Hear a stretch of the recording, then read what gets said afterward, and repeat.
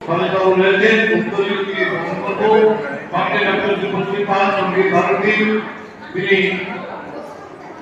শিক্ষিকা সুরকার এবং কৃতিকা তাকে আমরা মঞ্চে পেয়েছি। আমরা এখন দুটো উত্তরীয় দিয়ে তাকে গ্রহণ করে নিই।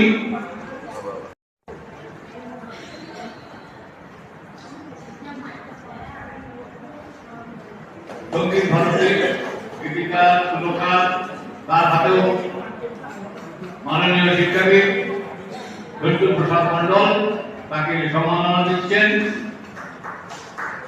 এবং আমরা তাকে স্মারক সম্মাননার পর তাকে আমরা সার্টিফিকেট ও তার হাতে তুলে দিচ্ছি মানপত্র। একইভাবে নমস্কার, আজ 11 এপ্রিল 2024 ভীষণ বেঙ্গল আয়োজিত বিশ্ব বঙ্গবন্ধু সম্মান প্রাপ্তিতে নিজেকে খুব গর্বিত বোধ হচ্ছে এবং আনন্দ অনুভব করছি।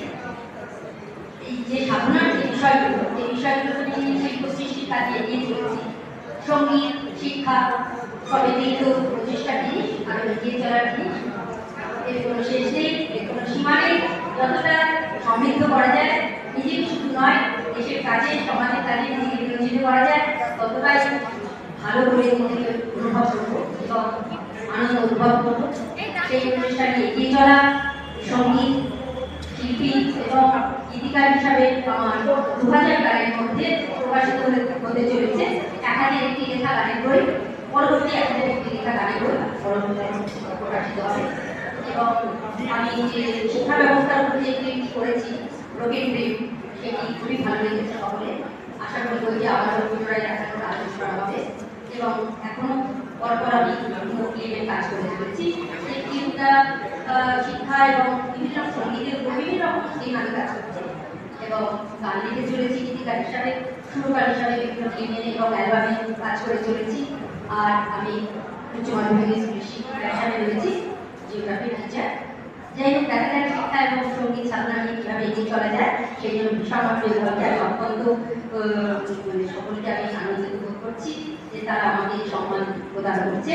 2024 আজ 11 এপ্রিল যে বিশ্ব বঙ্গবন্ধু সম্মান প্রাপ্তি, এটা নিশ্চয়ই আনন্দের, কিন্তু এই আনন্দ নিয়ে থাকলে শুধু চলবে না, অনেক কাজ করে এগিয়ে যেতে হবে, কারণ এটা একটা দায়িত্বও বটে যে ওনারা আমাকে এতটা সম্মান দিচ্ছে।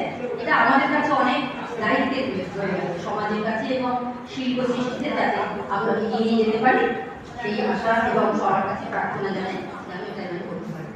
নমস্কার। সঙ্গীত ভারতী ডক্টর শুভশ্রী পাল তার বক্তব্য রাখবেন।